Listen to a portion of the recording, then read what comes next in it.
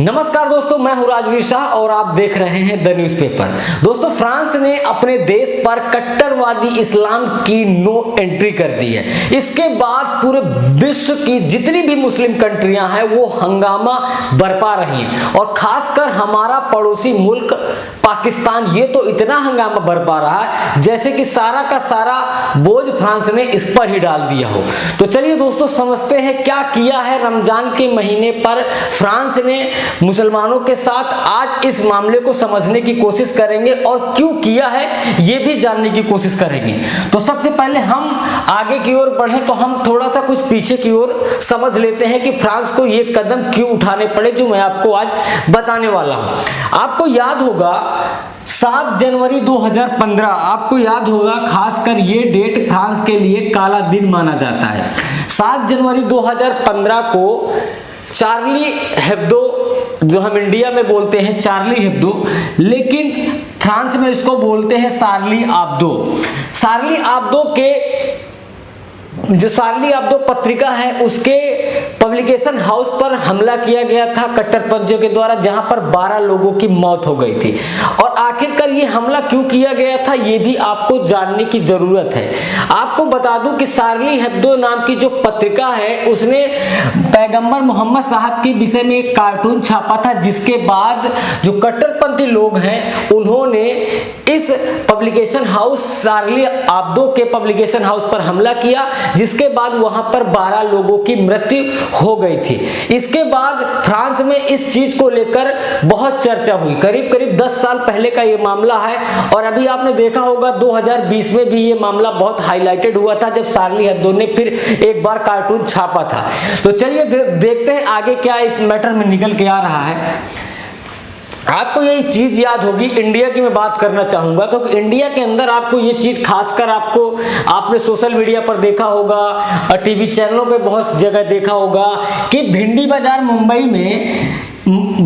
मुंबई में जो फ्रांस के राष्ट्रपति हैं इमैनुअल मैक्रों के खिलाफ उनके पोस्टर रोड पर लगा दिए गए थे और वहां पर लोग उनको चप्पलों से उनके पोस्टर को मार रहे थे। और पूरे विश्व में जो जितनी भी मुस्लिम कंट्रियां हैं जहां जहां इस कम्युनिटी के लोग हैं उन्होंने विरोध किया था इमैनुअल का।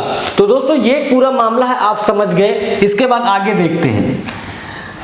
ये फोटो बहुत एक समय वायरल हुई थी। ये फोटो को लेकर लोगों ने बहुत सारी टिप्पणियां की थी। आपको याद होगा जब इमैनुअल मैक्रों और योगी आदित्यनाथ और नरेंद्र मोदी साथ में बैठे हुए थे एक बोट पर और ये फोटो खूब वायरल हुआ था। इमैनुअल मैक्रों को संघी कहा जाने लगा था, सोशल मीडिया पर संघी कहा जाता था।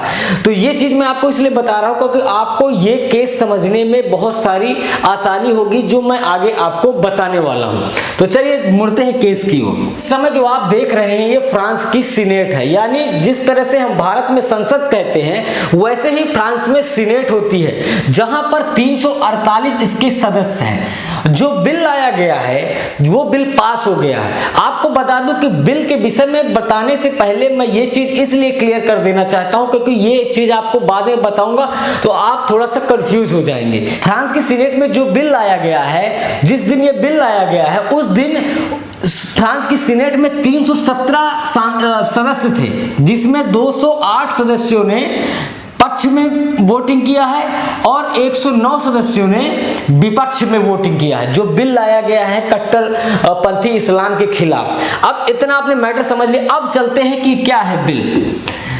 इस समय देखिए, कट्टरपंथी इस्लाम पर रोक फ्रांस लगाना चाहता है क्योंकि जिस तरह से शार्ली एब्दो नामक पत्रिका पब्लिकेशन हाउस पर हमला किया गया और बहुत सारे अभी बीच में आपने देखा होगा किस तरह से फ्रांस के अंदर गोलाबारी की गई, बंदूकें चलाई गई, तो इसकी वजह से ये बिल लाया गया। तो सबसे पहले क्या किया गया है, इस बिल के अंदर क्या क्या बैन किया गया है ये आज आप समझ लीजिए। स्कूल ट्रिप पर बच्चों के माता पिता के धार्मिक पोशाक पर रोक है। अब ये समझिए, जो स्कूल की ट्रिप होती है फ्रांस में, वहां पर जो बच्चों के साथ उनके माता पिता जाते हैं वो कोई भी धार्मिक पोशाक नहीं पहन सकते हैं। यानी धार्मिक पोशाक अगर चाहे तो कोई भी धार्मिक पोशाक नहीं पहन के जाएंगे। खासकर आप यहाँ पर देख सकते हैं जो दूसरा जो सबसे महत्वपूर्ण बिंदु इसमें है, नाबालिग लड़कियों को सार्वजनिक स्थानों पर मुंह ढकना और धार्मिक प्रतीकों पर बैन है। जो नाबालिग लड़कियां होती हैं, समझ लीजिए जो बुर्का पहन लेती हैं और धार्मिक प्रतीक यूज करती हैं, उस पर फ्रांस ने बैन लगा दिया है कि ये फ्रांस के अंदर नहीं चलेगा। इसको लेकर काफी जो कट्टरपंथी लोग हैं उन्होंने विरोध किया है इस फ्रांस के बिल का। अब दूसरी चीज समझिए, यूनिवर्सिटी परिसर पर नमाज पढ़ने पर रोक, यानी जो यूनिवर्सिटी होती है जहां पर बच्चे पढ़ने के लिए जाते हैं, वहां पर किसी भी प्रकार का धार्मिक प्रार्थना नमाज नहीं पढ़ी जा सकती। ये फ्रांस ने सीधा सीधा बैन कर दिया है कि यहाँ पर यूनिवर्सिटी के अंदर धर्म दिखाने की जरूरत नहीं है। शादी समारोह में विदेशी झंडे लगाने पर रोक। आपने देखा होगा कि बहुत जगह शादी होती है तो हरे पीले रंग के जो झंडे लगते हैं उस पर फ्रांस ने रोक लगा दिया है कि अब ये चीजें नहीं लगेंगी। कोई भी विदेशी झंडा, अगर फ्रांस के अंदर शादी होती है तो कोई भी विदेशी झंडा वहां दिखना नहीं चाहिए। तीसरा, स्विमिंग पूल पर बुर्का पहनकर नहाने पर बैन।